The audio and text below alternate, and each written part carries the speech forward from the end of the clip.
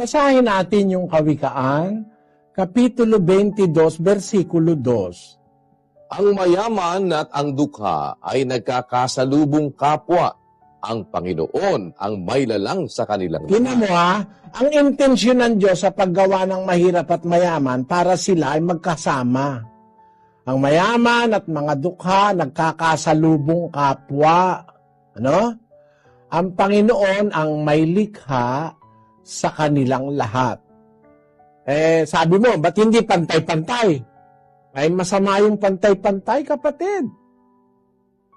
Tingnan mo yung daliri mo, hindi rin pantay-pantay. Pag pinay-pantay-pantay mo yan, hindi maganda.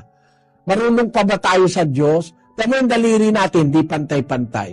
Pero pagka gagawa na siya ng tungkulin, gagamitin mo na, yung hindi pantay-pantay na daliri, nagpapantay-pantay na, oh. Pag dadampot ka na ng pagkain, ayun, no? Pantay na siya. Kung yan, pantay-pantay, pag dampot mo, may sobra riyan. Di ba ganon? Hindi ka makakadampot ng kanin na maayos. Yung padaliri, hindi pantay-pantay kasi kailangan yon for a definite purpose. May dahilan yon, may purpose. Na pagka idadampot mo na siya, magpapantay-pantay na siya. Yun ang sukat ng Diyos. Ang ganda ng sukat, ano? Tingnan mo, pagka dadampot ka na, pantay-pantay na. Pero pag ilalahad mong gano'n, hindi sila pantay-pantay. Hindi rin sila magkakasinlaki. Pero pag gagawin na nila yung kanilang tungkulin, dadampot ng isang bagay, pantay-pantay na sila. Yun. Nakita mo, kapatid? Ano ibig kong sabihin?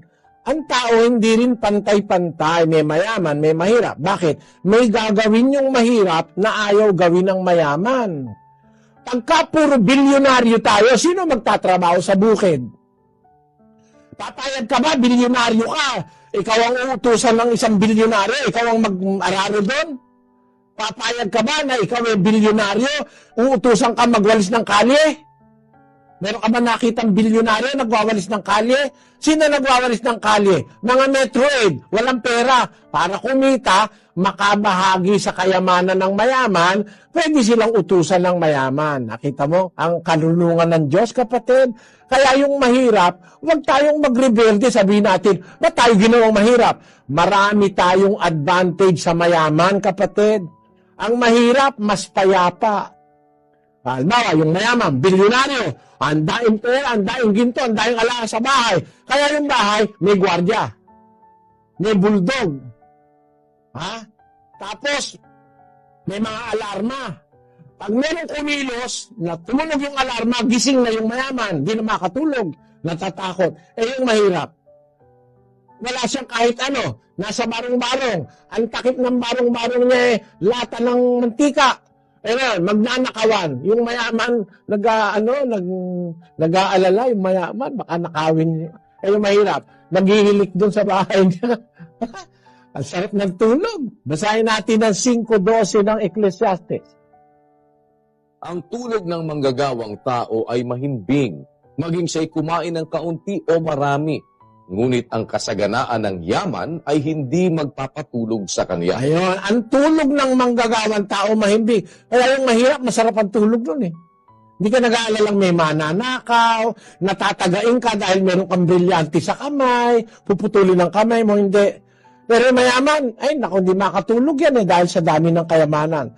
Kaya alam mo, kung mamimili ka, dapat gusto mo mahirap ka eh. Maraming advantage ang mahirap. Huwag kang magagalit sa Diyos dahil ginawa kang mahirap, kapatid. Magpasalamat tayo sa Diyos kahit ano ang kalagayan natin sa buhay kasi mahal tayong lahat ng Diyos. Ang katunayang mahal niya mahihirap, basahin natin ang Kapitulo 6, versikulo 20. At itiningin niya ang kaniyang mga mata sa kaniyang mga alagad at sinabi, mapapalad kayong mga dukha sapagkat inyo ang kaharian ng Diyos.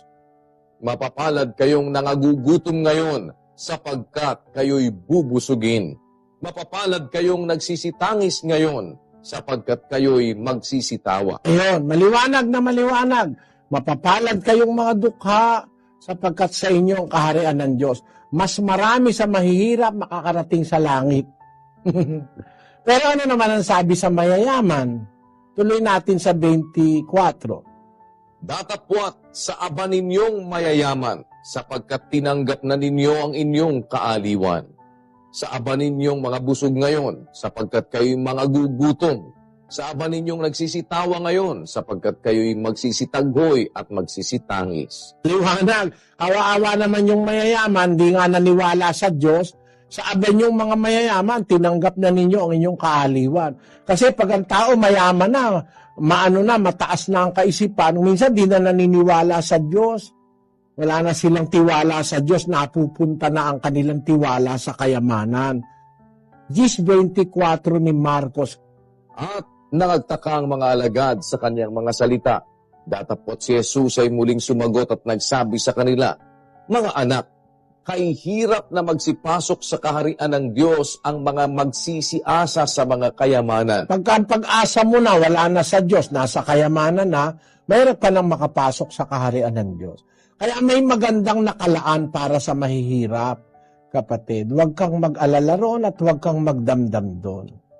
Ako rin mahirap, salamat sa Diyos, at ako'y naging mahirap at hindi ako mayamang ipinanganak na bilyonaryo. Salamat sa Diyos. At kung meron man akong anumang bagay ngayon na pag-aari, nanggaling ito sa pagsisikap, sa mabuting pagtatrabaho, malinis na kalooban sa kapwa, hindi dahil sa pandaraya.